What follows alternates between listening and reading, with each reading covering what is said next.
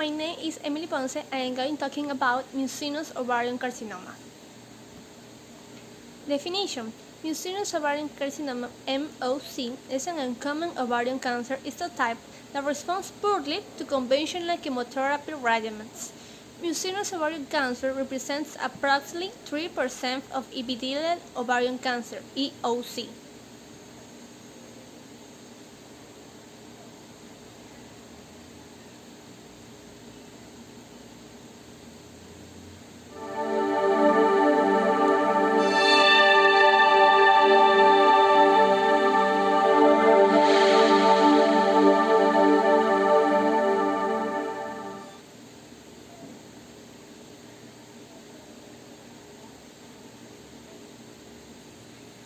The ovaries are the female reproductive glands. They consist of three types of cells: epithelial, germ, and stromal. When the cells in the ovaries grow abnormally, they develop into tumors that can be non-cancerous or cancerous. If cancerous tumors are not detected early, the cancer cells can spread from the ovaries throughout the pelvic region and continue to spread to the abdominal area and other organs. Determining the stage of ovarian cancer is very important in developing a treatment plan. At stage 1, cancer is limited to one or both of the ovaries. In stage 2, ovarian cancer extends to the pelvis area. In stage 3, ovarian cancer has spread to the abdominal region. In stage 4, ovarian cancer extends into the liver, or to locations beyond the abdominal area. Ovarian cancer treatment typically includes surgery, chemotherapy, radiation therapy, or a combination of therapies.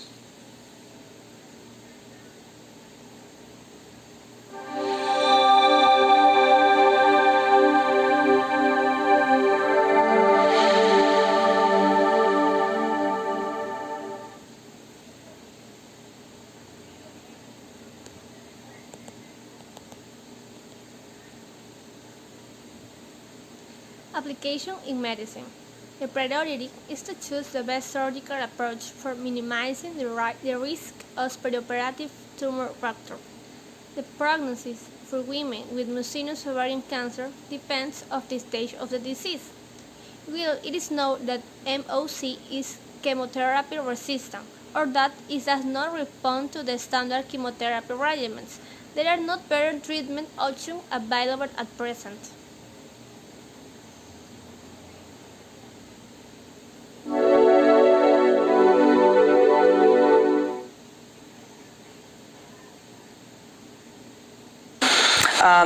I guess I would just say that when we looked at progression-free survival and overall survival, comparing those who received a gynecologic regimen and those who received a GI regimen, the GI regimen patients did seem to do significantly better, both in terms of progression-free survival and overall survival. And I think these were unexpected findings, and that we didn't think that the difference would be quite that significant, but we think that this is really promising. I think we all wondered and hypothesized that potentially GI-type regimens might lead to better outcomes, but because our GYN patients are historically receiving these more platinum-based regimens, we are like specifically carboplatin, cisplatin even, taxane-based regimens, we don't have as much experience using these GI-type regimens. So if this is something that we're going to consider doing in the future, I think it's really going to change how we approach these patients and what considerations we have for chemotherapy in the adjuvant setting.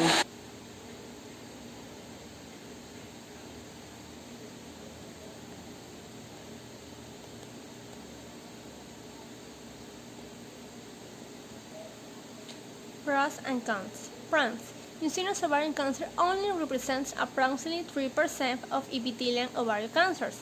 For young patients wishing to preserve their fertility, a unilateral salpingo-oophorectomy is the best option. Cons. The prognosis for women with stage 3 or 4 mucinous ovarian cancer is poorer than the prognosis for women with other, more common subtypes of ovarian cancer. Mucinous ovarian cancer has been shown to be least responsive to platinum-based chemotherapy compared to other epithelial ovarian cancer subtypes. Ovarian cancer is a subtle disease. It can sneak up on us like a thief in the night, disguised as common problems such as prolonged bloating, the constant need to pee, and fatigue.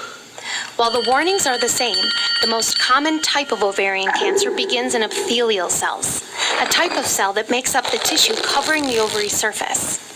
To best treat ovarian cancer, doctors at Roswell Park first confirm the diagnosis and learn the stage or extent of the cancer. This requires a procedure called surgical staging, during which a surgeon carefully examines your pelvic and abdominal areas. The stage of ovarian cancer is determined by where cancer cells are found in the body. In stage 1, ovarian cancer is found in or on the surface of one or both ovaries or fallopian tubes, or in fluid collected from the abdomen. In stage 2, the cancer has spread from its initial site to other areas of the pelvis, such as the ovaries, fallopian tubes, and the uterus. Finding cancer only in the lining of the abdomen is also considered stage 2. Stage 3 means that the cancer has spread outside the pelvis and is found in other parts of the abdomen, nearby lymph nodes, or on the surface of the liver or spleen. The cancer has reached stage 4 when it's spread beyond the abdomen into other parts of the body, such as the liver, lungs, bones, or in the lymph nodes in the groin. At Roswell Park, we have a highly experienced team of board-certified gynecologic oncologists who focus specifically on gynecological cancers. Know your body. Ovarian cancer whispers. So listen.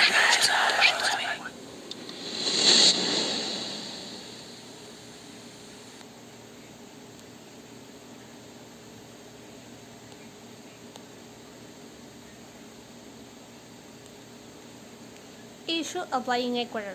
For decades, the management of mucinous ovarian cancer was based on guidelines developed for serious ovarian cancer. For this reason, it is necessary to continue studying this disease in order to improve the quality of life of Ecuadorian women who suffer from it.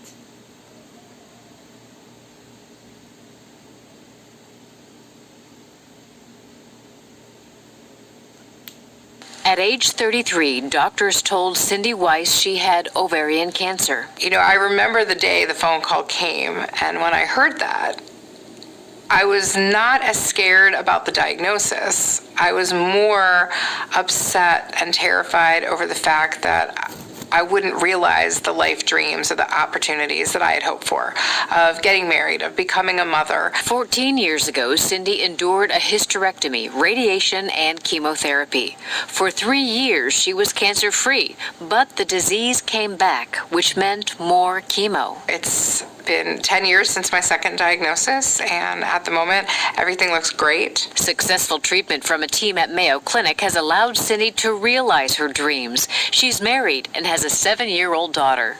I've had cancer twice. The question's always there, will it come back a third time?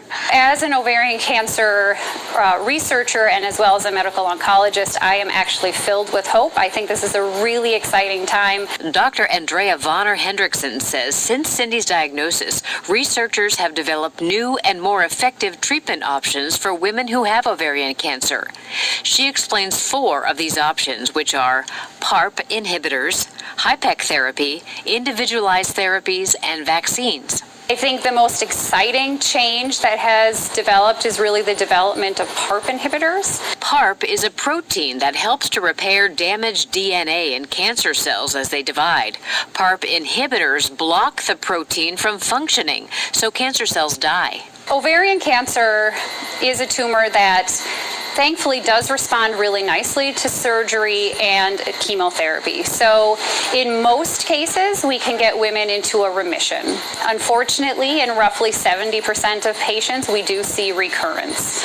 And that's really where the PARP inhibitors are playing a role now. That being said, there's a lot of interest in pushing it forward to first-line therapy, so there are clinical trials in first-line therapy, really with a goal of hoping to really reduce that recurrence rate. The second new treatment is called HIPEC therapy, which involves administering heated chemotherapy directly into the abdomen at the time of surgery. The third new option is individualized medicine. This involves testing tumors for specific markers that determine which treatments will work best.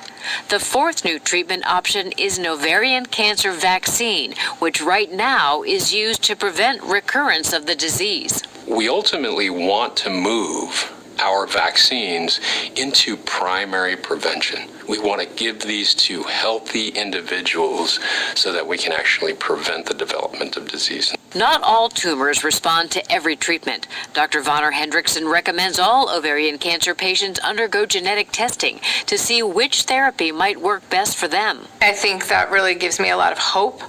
I don't want to think about being diagnosed again, and while I hope I never have to hear those words again, I think that the way technology has changed, the way medicine has changed, the way the work has changed, really offers a lot of hope to people like me. I think there's a lot of promise and hope out there, and that's what keeps me going every day. For the Mayo Clinic News Network, I'm Vivian Williams.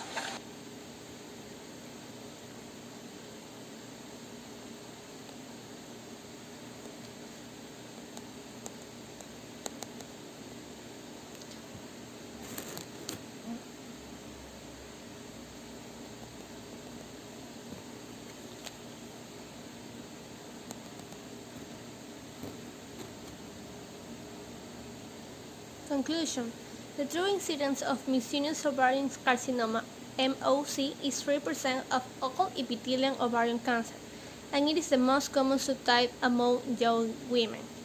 Up to 80% of MOCs present an early stage disease which carry an excellent prognosis. Unfortunately, advanced stage disease is associated with a much poorer prognosis compared to high-grade serous carcinoma because of the low response to chemotherapy. That's it. Thank you very much.